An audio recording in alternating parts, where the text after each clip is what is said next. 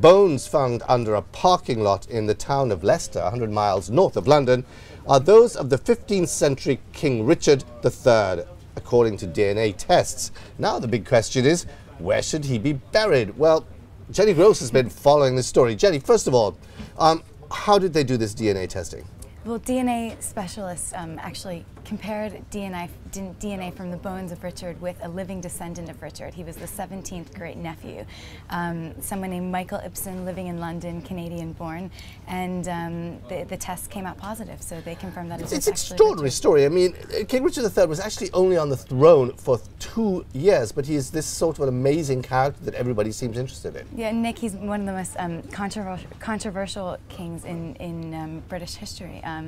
Some people say he was an enlightened ruler who was responsible for promoting books and foreign trade and had very progressive views, whereas other people say that he is a murderous villain and was actually responsible for killing his two nephews. Yeah, he did usurp their position. I mean, one of them was on the throne already as a little boy. He's usurped their position, then packed him and his brother off to the Tower of London, and for all we know, a few years later, they disappeared. That's what some say, but the caveat is that that was all written by people in Tudor's time, which was his enemy, so it might not be true.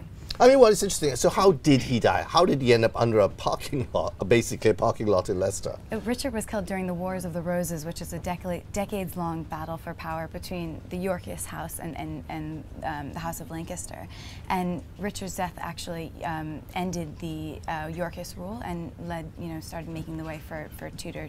So basically he was defeated by Henry Tudor, and of course then we had the dynasties, Henry VIII, then of course Elizabeth I. So I mean, Richard's death was actually quite important in terms of British history. Absolutely.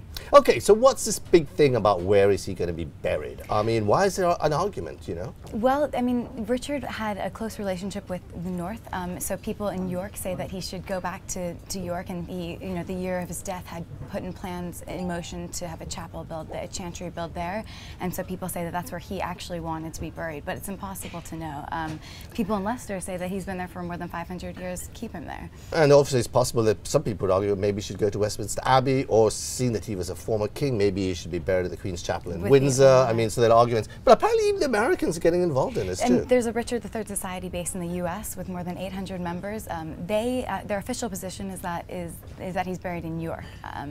They think that it's dishonoring to him to place him where he didn't want to go. Extraordinary. Just to remind everyone how important Richard III was. Even Shakespeare wrote a play about him. Laurence Olivier played him in film, and he's always famous for that line, "My horse, a horse, my kingdom for a horse." Yep, that's it.